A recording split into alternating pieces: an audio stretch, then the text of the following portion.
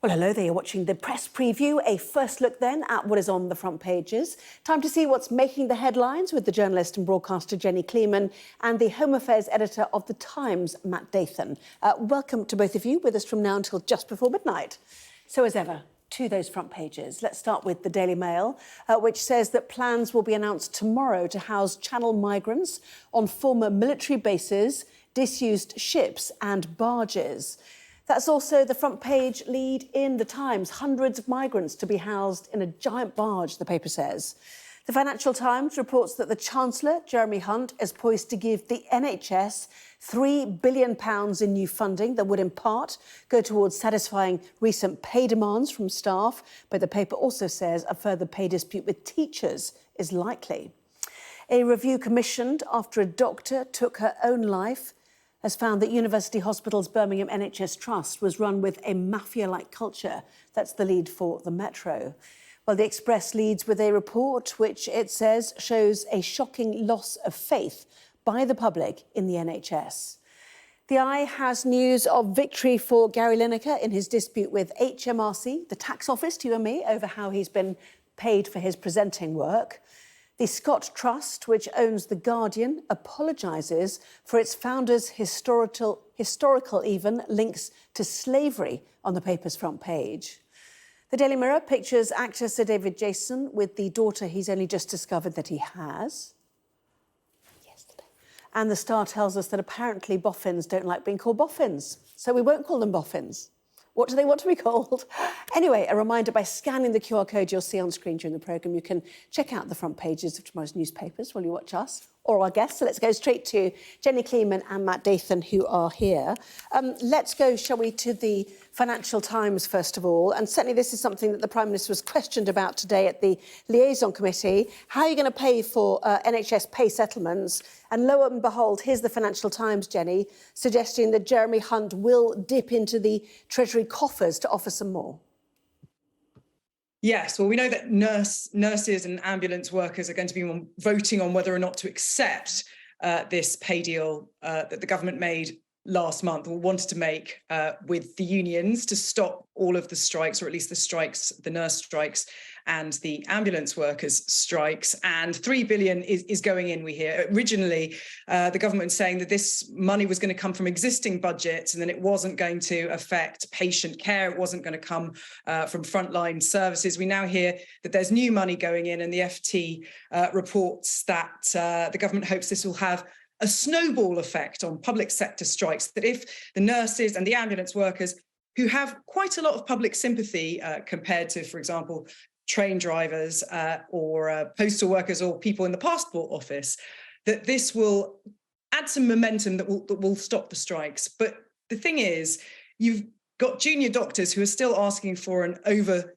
30% pay rise, and they're not involved in any of these discussions. You've also got the teachers at a time when the NUT has instructed its workers to reject the latest pay offer, which is, I think, 4.5%. And a one-off payment of £1,000. And I think those workers who've been striking will hope that the snowball effect is on the government side, that there will be some impetus for the government to find more money, like they were able to find this £3 billion to put into the NHS to cover the nurses and ambulance workers, that they might be able to find a little bit more to fund teachers and perhaps junior doctors too. Yes, and the news on teaching seems to be this tonight. The Education Secretary, Gillian Keegan, suggesting that teachers could miss out on an increased pay deal if they reject the government's offer. The National Education Union has urged its members to turn down that recent offer. So the threats are there after these intensive talks. We see what happens with that. But if we look at the Express, you know, all of this winter, this difficult winter for the NHS has certainly had a big impact, a warning siren, as the paper puts it, on our attitude to our health service, Matt. Yeah, that's right. It quotes results from a British Attitude Survey today showing that satisfaction levels with the NHS is at an all-time low of just 29% of people satisfied with the NHS and the care that they receive. And it's no surprise why. It's no surprise, really, given that 7.2 million people are currently waiting for treatment. 3 million of those have been waiting for more than 18 weeks. And the reasons why, well, the Express cite 137,000 unfilled posts in the NHS, which means that staffing levels are very low. So the lack of nurses, lack of doctors to care for patients. So it does paint a very worrying picture. And the government is going to obviously hope that once it settles the current dispute and hopes that ambulance workers and other health workers accept the 5% pay rise for this financial year, will try and attract more people into the health service. But with satisfaction levels so low, it's not. Well, friends of mine who work in the health service across different sectors are saying that their morale has never been lower, because patients are just becoming incredibly difficult with them. And we've had, any hope of the strike action dwindling. We saw food inflation figures today. I mean, extraordinarily high. Another new high, a 15-year high. Grocery inflation hit by that shortage of fruit and veg. And even though inflation is annualised, so it'll appear to be going down, the costs will still stay high for people, won't they, Jenny? This is the problem that that we've got going forward. Yes, I mean, inflation, as in prices being inflated, may slow, it may stop. Well, it's never really going to stop, but it may slow to manageable levels. But these prices are here to stay. And when you're looking at the NHS in particular, all of this dissatisfaction with the NHS, and you think it was only 3 years ago that we were all standing on our doorsteps and clapping for the NHS. The problem is there has been chronic underinvestment in the NHS for a very long time, at this time when we've got a growing population, an elderly population, and a social care crisis. And now we've got inflation, these big prices here to stay. This is an enormous problem. And the strikes are not just about pay. I mean, you had paramedics call handlers saying that they were striking because of standards of patient care, because they were traumatized, because they were going home with the knowledge that people were being left with broken hips on the floor and that they hadn't been able to send ambulances out to them. So, the problems with the NHS run very deep. Let's move on to your paper, in fact, your article, alongside your political editor, Stephen Swinford. It's also the lead for the Daily Mail. And this is where to put migrants. And the suggestion is that a giant barge is among things being considered. Tell us more about this then, Matt. Yeah, well, it seems to be a sort of revolving door of ideas that come out of the Home Office over the last 2 to 3 years to solve this migrant crisis. The latest is that, and we've been authoritatively told that this is very much under consideration, and they're looking to procure a giant barge that are used usually by companies for offshore oil rigs to accommodate staff, 40 to 50 minutes helicopter ride off the north coast of Scotland, for example. But these, under this plan, would be a giant accommodation barge of about 300 people, accommodate about 300 people in communal rooms at a port. No further details, we understand, are going to be announced tomorrow, just the intention to procure this kind of accommodation alongside disused RAF bases, such as the one at Scampton, where the dam busters flew from, and also one in Braintree in Essex. But the whole idea about this is not to sort of suddenly move 51,000 migrants who are currently living in hotels into this sort of large-scale accommodation. The idea the government is trying to make tomorrow is that it's to show sort of, if you come here illegally across the channel in a small boat, you're not going to be put up in a hotel anymore. You're going to risk having to be put up in a pretty old military base. But actually underlying this is the government actually accepting that Rishi Sunak's pledge to move thousands of migrants out of hotels this year. They're going to fail because there's just obviously just a lack of space. And so they're just trying to come up with sort of slightly desperate solutions to try and show that they are making progress towards ending the crisis. There you go, Jenny. You come on a small boat, you end up on a disused ship. Is that a solution? It's not a solution at all. I think the most generous thing that I could say is that this is like the small boats plan, or even like Rwanda itself. This is a concept that they hope will deter people, an idea, a headline that they hope will stop people from risking their lives to cross the channel, because once they've risked their lives, they don't fancy the idea of that kind of accommodation. But we know that things like this don't work as a deterrent. Rwanda was supposed to be a deterrent. It was announced just over a year ago.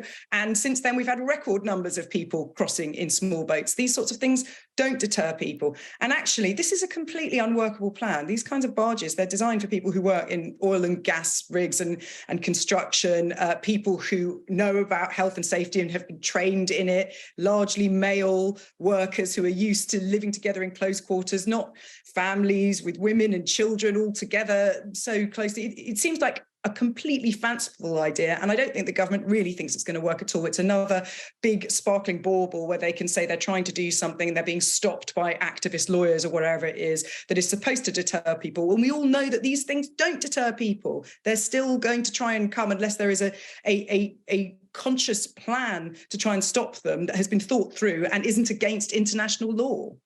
Let's head abroad now for a couple of stories. The Nashville shooting, first of all.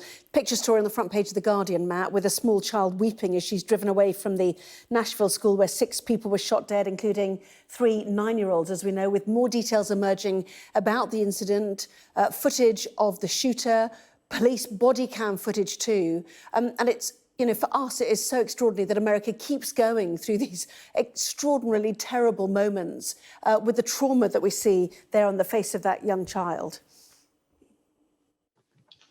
Yeah, that's right. And the footage from the body cams of the police officers, the 5 police officers who arrived on the scene, that was showed earlier on broadcasters, it was really quite shocking to see because we hear about these mass shootings all the time, obviously. Is it now 130 mass shootings this year alone? I think it is. That it's reached more than 100 for the quickest time ever. And sort of by seeing the images that we saw in that footage, you sort of put yourself in the classroom going back to school and just thinking that just how terrifying it must be for the kids who are aged 3 to 11. So it was really quite shocking, but then.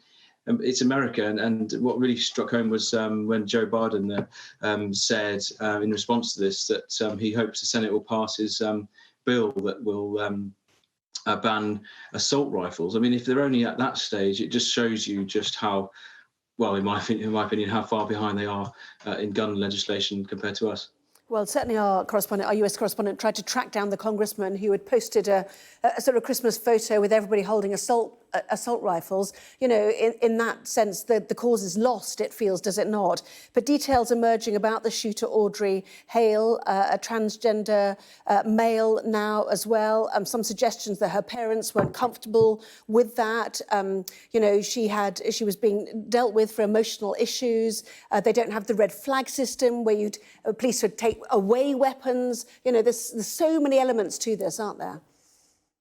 There are so many sort of tragic, shocking things in all of this. To drive a car in America, you have to pass a test and you have to have insurance. To have a gun, you don't have to pass any test at all. You don't have to be insured. You don't have to be assessed to be a capable person. There is no red flag exemption that if you're having treatment for mental health problems, you will be stopped from buying a gun.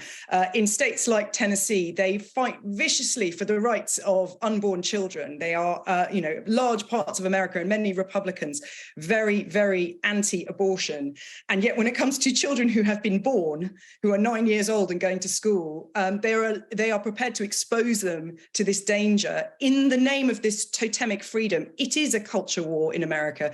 It is one that we find very difficult to understand. But when we see those images of those children leaving their classroom with their hands in the air, enacting for real their rehearsed drill that children in America now have to rehearse, you think this is a symptom of a really sick society. And it is such a shame. It is such a stain on America that this happens. And as Matt says, 130 mass shootings so far this year. We're not even a quarter of the way through. And to qualify to be a mass shooting, there has to be more than 4 victims in a random assault where the victims are not known to the shooter and there's not a theft involved. It's quite a tight restriction. So this is an absolute tragedy, and it's an indictment of American politics that they cannot get a grip on it.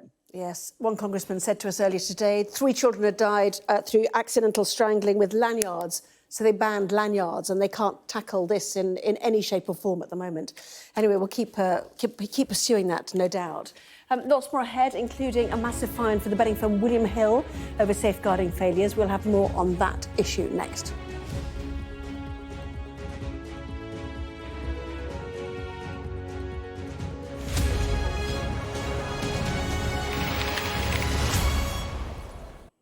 Well, welcome back. You are watching the press preview with me now, Jenny Kleeman and Matt Dathan.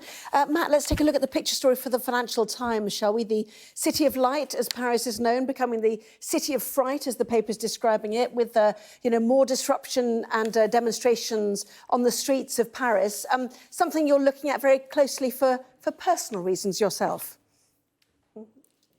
Yeah, that's right. I was meant to be running the marathon on Sunday, and having failed at my training plan, I'm sort of slightly hoping they cancel it because of the rioting. But unfortunately, according to the FT, the number of people turning out has dropped compared to last week. Although the numbers are still huge, 450,000 compared to 800,000 last week. And 9 out of Paris's universities have been shut down as more and more youngsters are joining the protests. So no sign of the rioting and protesting going away. Fingers crossed. We'll keep an eye on it for you, certainly. Jenny, let's go to William Hill, told to pay out a record £19 million penalty. This is an issue for very many people, and it's something that people cover often, which is, the addiction to betting. Is enough not being done? That's the wrong way around, but you know what I mean. Well, there's two things that aren't being done. One is this £19.2 million penalty that William Hill is paying doesn't mean that they're going to lose their licence to operate. They're still going to be able to operate. And also, you need to put this £19.2 million in context. The gambling industry as a whole in this country spends about £1.5 billion a year on marketing alone. This is a very wealthy sector. These are very wealthy companies. So fines like this, they might sound massive, but they have really big profits and they can afford them. But the main reason why nothing's being done is we've been waiting for the gambling review, which was supposed to be, it was supposed to report 3 years ago in 2020. You have incredible bereaved families who speak so eloquently, who so powerfully, who have lost loved ones with gambling addiction to suicide. And they have been lobbying for major reform. We haven't had any reform at all since 2005, before the invention of the smartphone. People now have casinos in their pocket and they can gamble 24 hours a day. We urgently need reform. So it's not just fines, we need legislation as well. And we also need gambling firms to have their licenses revoked when they behave badly. Yes, interesting quote from the Gambling Commission chief executive in the paper, the Metro. When we launched this investigation, the failings we uncovered were so widespread and alarming, serious consideration was given to licence suspension. But because the operator immediately recognised their failings and worked with us to swiftly implement improvements, we instead opted for the largest enforcement payment in our history. But a sign how seriously they took that. Quick 30 seconds, if you don't mind, on the front page of the Eye, and Lineker 1, Taxman nil. Matt? Yeah, this is an appeal Gary Lineker started back in 2019 over a 4.9 million tax bill, and a judge earlier today ruled that Lineker was a freelancer who had direct contracts with 2 broadcasters, the BBC and BT Sport, and therefore the taxman was wrong to class him as an effective employee of BBC. So it would be a sigh of relief for the Lineker household tonight.